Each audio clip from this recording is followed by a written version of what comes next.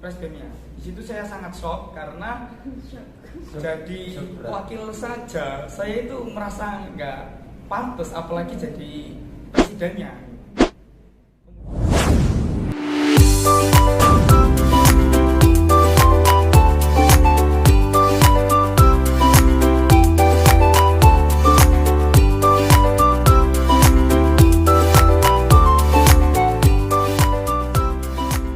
Assalamualaikum warahmatullahi wabarakatuh. Selamat datang di podcast Sudut Mahasiswa.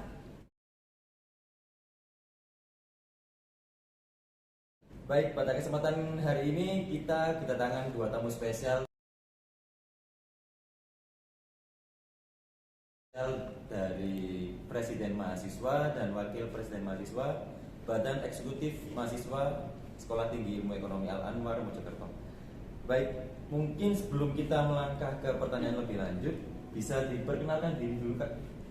Oke, perkenalkan, nama saya Muhammad Dimas Ilham Priyanto, biasa dipanggil Koil. Saya dari manajemen sore semester 3. Saya lulusan tahun 2021 di Mandro Mojokerto di jurusan IPA. Selanjutnya, perkenalkan, nama saya Salaisa Tatina Amal Fadliha dari akuntansi sore semester 5. Di sini saya sebagai wakil presiden BEM. Saya lulusan tahun 2020, sama kayak Mas Ilham, alumni Mandua Mojokerto. Oke, jadi di sini kita banyak banget pertanyaan buat kalian ya. Ini sebelumnya kita panggilnya kalian apa ya? Kakak apa Mas atau Kakak boleh? kakak? Iya, Oke. boleh. Di sini kita non formal aja ya. Iya, Jadi silakan. santai aja.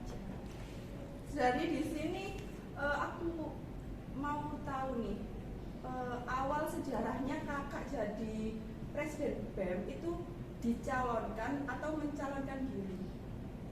Kalau dari saya sendiri sih, saya dicalonkan oleh demisioner BEM di tahun 2021. Sebelum itu beliau mencalonkan saya sebagai wakil presiden dan juga Mbak Salisa sebagai presidennya. Karena saya merasa masih belum terlalu lama berproses di BEM, masih 1 tahun, dan juga saya merasa belum pantas lah menjadi seorang yang berpengaruh di kampus ini. Jadi saya tidak terlalu mengiyakan, akan tetapi dari beliau sendiri selalu meyakinkan saya bahwasannya kamu itu pasti bisa. Dengan privilege kamu di dulu-dulu juga pernah berorganisasi, karena saya dulu Diman juga pernah menjadi ketua pramuka pada saat itu, dan akhirnya saya juga mengiyakan. Terus pada pertengahan dengan konflik-konflik internal di dalam kampus sebelum memasuki pemilihan tersebut, tiba-tiba saya disuruh menjadi presidennya. Di situ saya sangat shock karena jadi wakil saja saya itu merasa nggak pantas, apalagi jadi presidennya. Kemudian ya begitulah namanya demisioner, selalu meyakinkan anggotanya biar bebannya juga tetap teralihkan kepada regenerasi yang baru. Dengan cara-cara yang sedemikian rupa, akhirnya saya juga ya mau bagaimana lagi, saya juga mengiyakan begitu. Terus motivasi apa yang sampean punya kok? Ya wes tak terima aja wes. Jadi saya kan asli dari Jombang. Saya ngerantau di Mojokerto karena membantu ayah saya untuk bekerja. Karena saya anak rantauan, saya kurang teman lah di sekitar Mojokerto ini. Jadi saya memutuskan untuk berorganisasi dengan sebanyak-banyak mungkin, terutama di Mandua Mojokerto, kemudian di Al-Anwar sendiri. Karena saya lulus, saya maunya itu langsung kerja, nggak kuliah, dikarenakan COVID-19, dunia kerja sangat menyulitkan untuk mencari pekerjaan yang layak. Akhirnya saya menentukan untuk kuliah, dan kebetulan saya mendapat hidayahnya di kampus kita tercinta. Tapi kan meskipun perjalanan jenengan ini kan sampai menjadi presiden mahasiswa dan wakil presiden mahasiswa ini mungkin ada beberapa konflik juga. Tapi setelah akhirnya terpilih menjadi seorang presma dan wakpresma, itu tujuan kedepannya nanti gimana nih, Pres?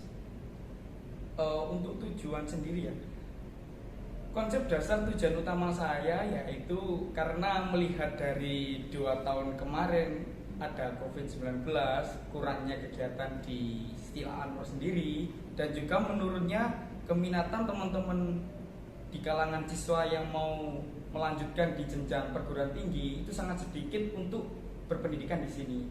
Jadi saya bertujuan untuk mengaktifkan kembali kegiatan mahasiswa yang ada di kampus kita, sehingga menjadi power untuk mempromosikan kampus kita ke kapasitas yang lebih luas. Kemudian saya juga ingin mewujudkanlah keminatan-keminatan teman-teman mahasiswa untuk berorganisasi, karena di kampus kita yang mayoritas teman-teman bekerja itu sangat sulit sekali untuk memanajemen waktu, dalam artian kita juga belajar, juga mengikuti mata kuliah, juga bekerja dan juga berorganisasi, dan itu sangat sulit. Jadi kita mengatur sefleksibel mungkin dalam artian waktu tersebut, dalam artian rapat, kegiatan dan lain-lain itu lebih difleksibelkan dengan teman-teman yang bekerja. Oke, kalau dari Mbak Saya gimana? Mau awalnya yang tadi kan Mas Ilham tadi kan dicalonkan itu loh, sama demisioner itu langsung gabung sama Mbak Salaisa apa gimana? Awalnya itu kan ada kumpul rapat gitu loh ya kan. Terus demisioner itu menentukan siapa aja ini nanti yang akan dicalonkan sebagai pres sama wapres. Nah kebetulan di situ demisioner itu milihnya aku, terus sama Mas Ilham. Ada kandidat lain juga sebenarnya. Nah kan di situ aku nggak pernah ya sebelumnya itu kalau ikut rapat pun jarang ya dari periode sebelumnya. Kayak ditunjuk itu kurang gimana ya, kurang yakin lah pastinya ya, apalagi punya tanggung jawab juga di sini. Akhirnya setelah beberapa hari dikasih kesempatan buat berpikir maunya gimana, mau gitu loh. Terus tapi aku di situ nggak mau sebenarnya jadi pres. Akhirnya aku sama Mas Ilham ini kayak rembukan gimana kalau Mas Ilham jadi presnya, aku jadi wapres, baru aku mau gitu. Jadi kan di sini Demis kan nunjuk kita, jadi kita itu dikasih kepercayaan, kamu loh bisa ya, kapan lagi kalau nggak sekarang ya kesempatannya. Terus akhirnya diterima. Baik, lanjut Kak ya. Di masa jabatan presma dan wapresma yang saat ini sampai akhir periode nanti, itu pengen merubah kampus ini tuh atau membawa kampus ini tuh menjadi kampus yang seperti apa Kak? Mungkin dari presma dulu.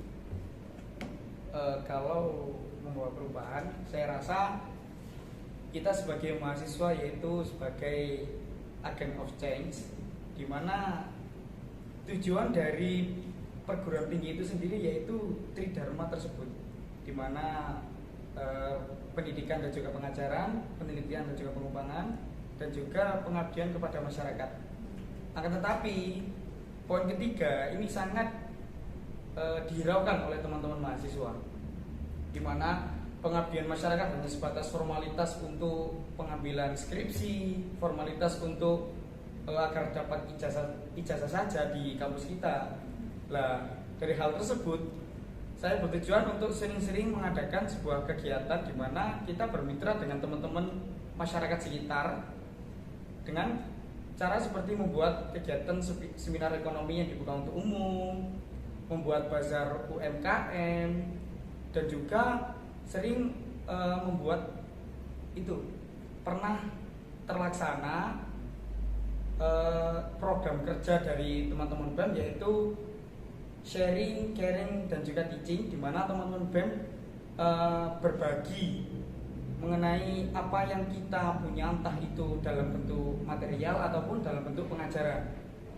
Dan juga kita mengadakan sebuah kegiatan pendidikan kepada teman-teman di SD MTS, SD SMP di sebuah rumah pintar, di mana rumah pintar tersebut tidak ada biayalah untuk teman-teman belajar di situ. Jadi saya rasa fasilitasnya juga cukup memadai, akan tetapi keminatan kepada teman-teman adik-adik yang masih kecil untuk belajar itu sangat kurang. Jadi kita mengkonsep kegiatan tersebut di mana kegiatan tersebut tidak hanya belajar tapi juga bermain dengan diselingi dengan pembelajaran tertentu tersebut. Cukup menarik sekali ya kalau kita dengarkan sebenarnya program kerja dari Badan Eksekutif Mahasiswa sendiri. Jadi sesuai dengan cerita Dharma perguruan tinggi tadi, kita juga pengabdian kepada masyarakat seperti itu. Kalau dari Wapres Maya sendiri gimana Kak Salaisa? Ya, tujuannya kepinginnya ini kan kalau dilihat dari luar, oh ini deket jalan ya, pasti lihat oh ini SPI Al Anwar, kampus berbasis ekonomi juga. Nah, maunya sih sebenarnya kalau tentang ekonomi pun ya ingin bisa keluar lah kita ya, bisa dikenal dengan masyarakat luar. Mungkin kita bisa mengajak teman-teman UMKM seperti katanya Mas Ayo tadi. Di sini pun banyak sebenarnya teman-teman yang punya usaha. Kita bisa merangkul mereka gimana caranya bisa mengembangkan usaha tersebut ya. Terus juga ini kegiatan sosial ya. Mungkin kalau kegiatan sosial dari prokernya dan kemarin kan kalau nggak di panti asuhan ya di pondok kemarin itu sekarang mungkin lebih ke ini sih, melihat ke teman-teman yang punya apa ya, Down syndrome gitu loh. Berkebutuhan khusus. Ya, jadi kita melihat mereka juga kan, kalau di panti asuhan kan ya gimana ya, bareng-bareng. Nah kalau Down syndrome biasanya Kak berkebutuhan khusus kan kita jarang gitu ya. Jadi kalau kemarin teman-teman kan diliput juga ya, jadi apa, dipasang di blognya SPI, oh SPI itu gini. Nah kita mau yang lebih baru lagi gitu untuk kegiatan sosialnya, jadi nggak dianggap oh kegiatannya kok gini-gini aja. Nah kita ya punya Kegiatan kegiatan pembaruan sosial gitu. ya. Jadi selain itu tadi ya, merangkul UMKM, jadi pastinya kan kalian udah punya banyak proker nih dari awal masa jabatan. Nah Ya. apa aja nih? Kalau dari proker BEM sendiri mengenai UMKM tersebut, kita mempunyai program kerja yang dekat-dekat ini mau dilaksanakan, yaitu yang pertama seminar ekonomi, di mana hal tersebut dibuka untuk umum. Selain mahasiswa sendiri juga dibuka untuk siswa dan juga masyarakat umum. Kemudian yang kedua yaitu Star Fair, di mana kegiatan tersebut akan dilaksanakan 2 hari, di mana di pagi hari akan dilaksanakan lomba-lomba mengenai akademika dari kampus kita. Kemudian pada saat sore dan juga malam akan diadakan event dari teman-teman Banjari dan juga musik, disertakan dengan bazar, di mana bazar tersebut 30% diisi oleh teman-teman mahasiswa sendiri dan 70%-nya boleh diisi dari halayak umum. Biasanya kan kampus kita banyak yang usaha ya. Iya. Benar. Mungkin gini Mas, bisa disebutkan proker dari selama masa jabatan Dari awal, ya, dari yang awal terlaksana sampai yang akhir. belum terlaksana. Kalau dari program kerja BEM sendiri, BEM mempunyai banyak program kerja karena di BEM sendiri ada 5 departemen, di mana setiap departemen memiliki program kerja, dan juga di BPH sendiri juga memiliki program kerja. Untuk BPH sendiri ada juga open recruitment, kemudian rapat rutin dan juga Star Fair. Kemudian dari departemen yang pertama yaitu Departemen Sumber Daya Manusia, program kerjanya adalah diklat untuk teman-teman anggota BEM, yaitu Study and Vacation yang kelima. Kemudian ada kegiatan rapat kerja untuk Ormawa sendiri. Kemudian juga ada kegiatan sharing, caring, dan juga teaching. Oh, yang tadi yang kegiatan sosial, teman-teman masyarakat umum. Kemudian dari Departemen Keagamaan, di situ ada kegiatan untuk memperingati hari besar-besar Islam seperti Isra Miraj, terus kegiatan memperingati Maulid Nabi dan lain-lain. Kemudian dari Departemen Infokom sendiri, yaitu dengan pengelolaan media sosial dan juga komunikasi kepada dari internal kampus dan juga eksternal kampus, seperti halnya Aliansi BEM Mojokerto Raya dan juga teman-teman dari eksternal kampus, organisasi eksternal. Kemudian dari Infokom sendiri juga membuat sebuah proker, yaitu podcast dan juga seminar jurnalistik, di mana rencananya di periode ini kita akan meluncurkan sebuah kayak apa ya, majalah buat kampus kita sendiri. Oke, majalah karena kampus. Yang kami tahu dari beberapa tahun kemarin, majalah dari kampus kita sendiri itu belum ada. Adanya yaitu formulir-formulir untuk disebarkan. Kenapa enggak majalah aja? Jadi setelah majalah kemudian diisi dengan formulir-formulir kampus, sehingga karya-karya teman-teman mahasiswa, dokumentasi dan lain-lain mengenai promosi kampus ini itu lebih dikenal oleh banyak orang. Kemudian untuk Departemen Akademik sendiri, yaitu ada Monday with Batik, kemudian kelas meeting dan juga aksara berbicara. Kalau sebelumnya Monday with Batik itu gimana, Mas?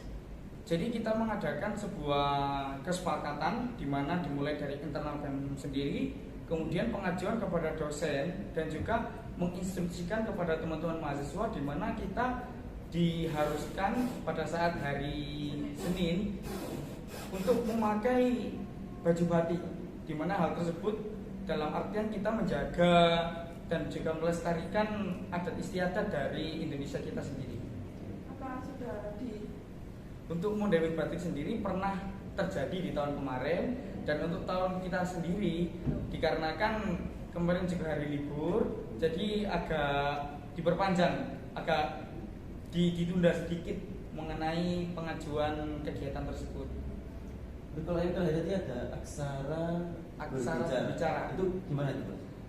Mengenai aksara berbicara, kita mengadakan sebuah pelatihan dan juga sebuah pemberian materi kepada teman-teman mahasiswa yang ingin dan juga minat kepada penulisan karya ilmiah, di mana hal tersebut bisa kita jalankan dengan rutin, dan ketika sudah terjalankan kita bisa membuat sebuah follow up, di mana entah itu 3 bulan sekali ataupun 1 bulan sekali membuat sebuah karya tulis, di mana hal tersebut bisa kita upload di situs-situs media Setiawan Mojokerto, dan hal ini kan bisa menjadi sebuah promosi, di mana ini loh anak ekonomi tapi bisa membuat karya tulis yang bahkan bisa kita samakan dengan teman-teman yang di fakultas bahasa.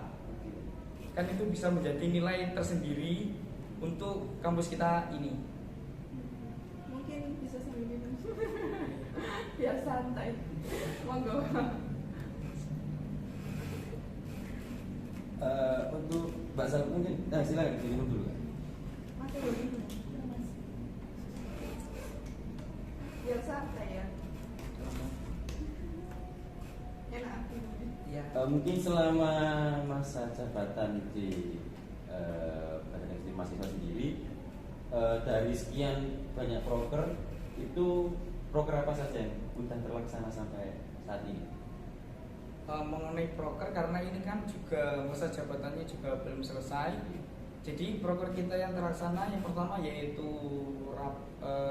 rapat kerja untuk Ormawa sendiri. Kemudian ada juga open recruitment dari setiap Ormawa, dan juga rapat rutin, di mana kita ketika rapat rutin kita juga membahas mengenai akademika dari teman-teman anggota BEM itu sendiri. Kemudian juga terlaksana kegiatan diklat buat teman-teman BEM yang mau masuk keanggotaan untuk menjadi Badan Eksekutif Mahasiswa. Kemudian juga terlaksana juga kegiatan apa Mbak yang kemarin?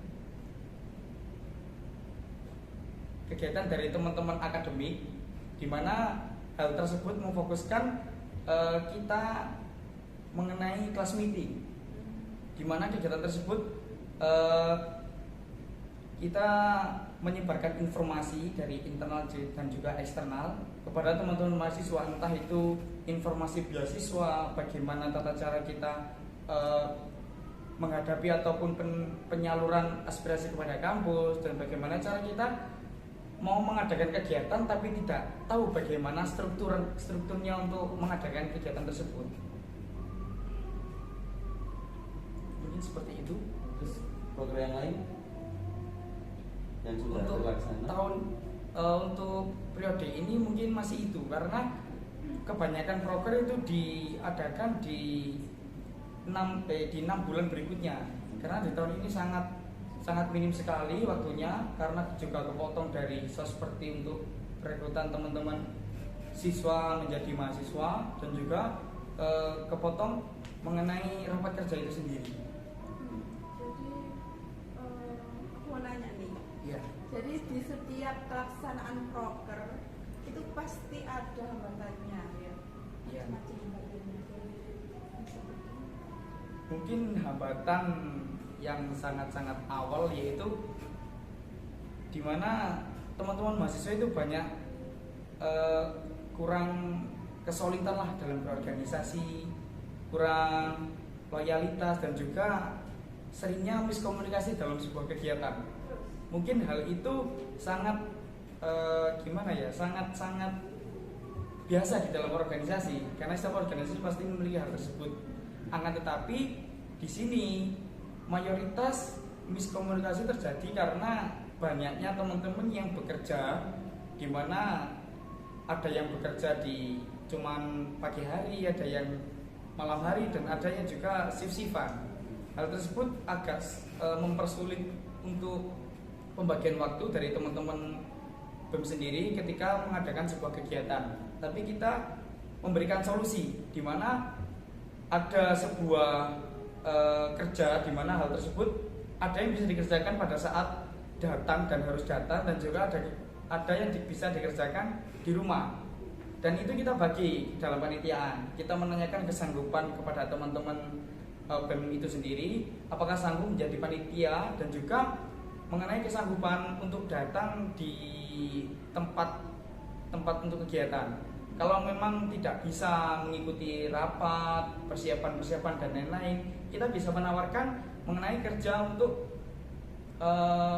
pembuatan pamflet, pembuatan banner, mempromosikan. Itu kan suatu hal yang bisa dilakukan, tidak harus di tempat untuk kegiatan tersebut.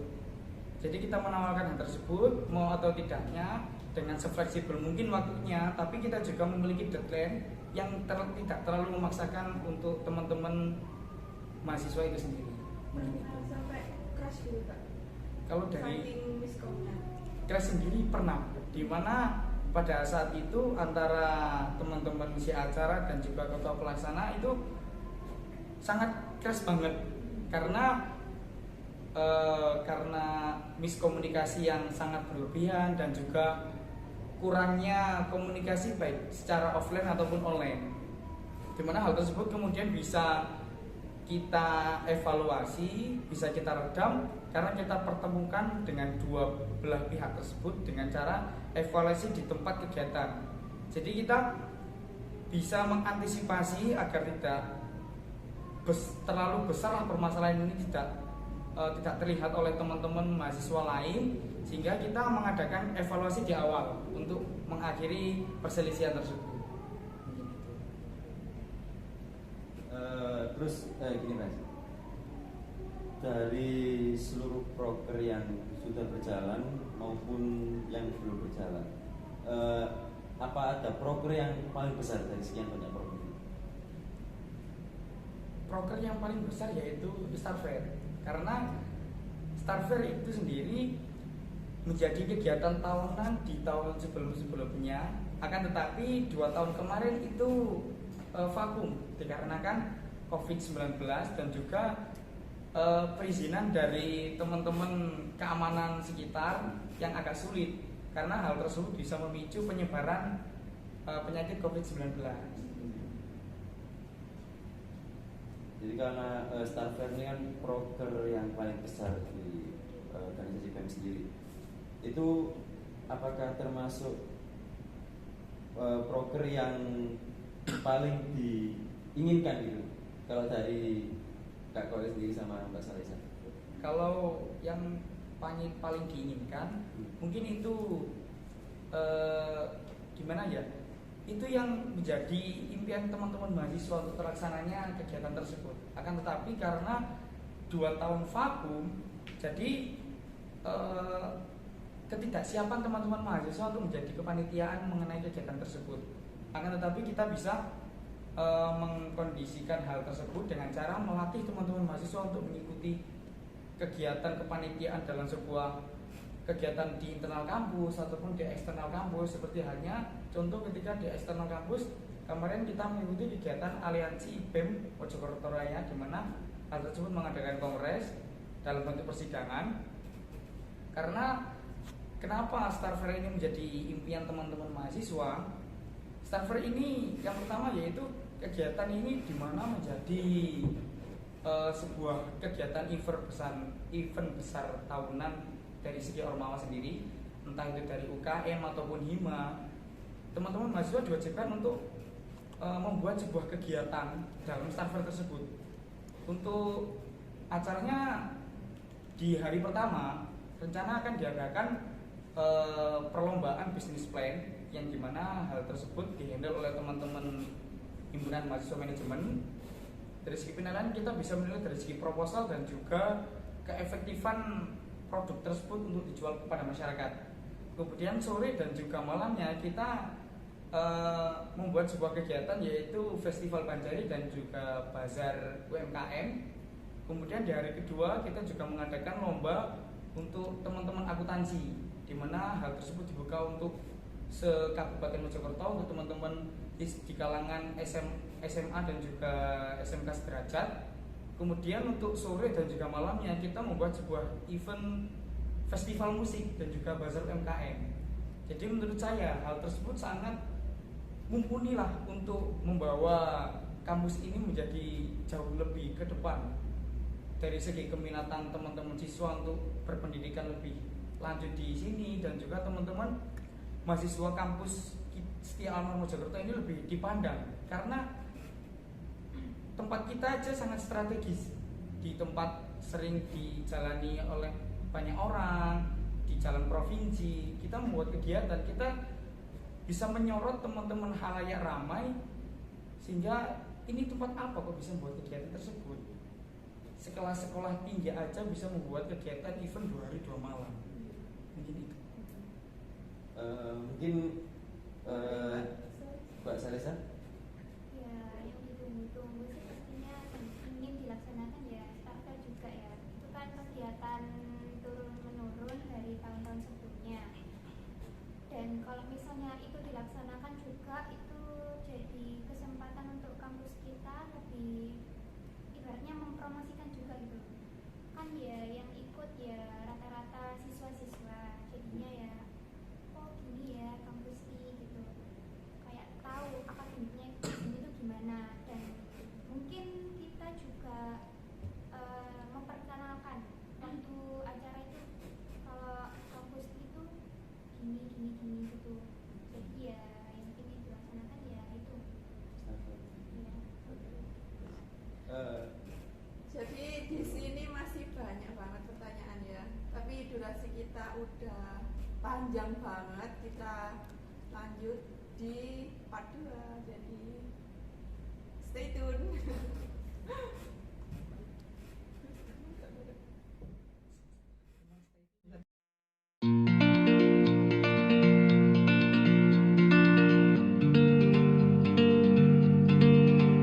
Assalamualaikum warahmatullahi wabarakatuh. Selamat datang di podcast. Kayak tapi kau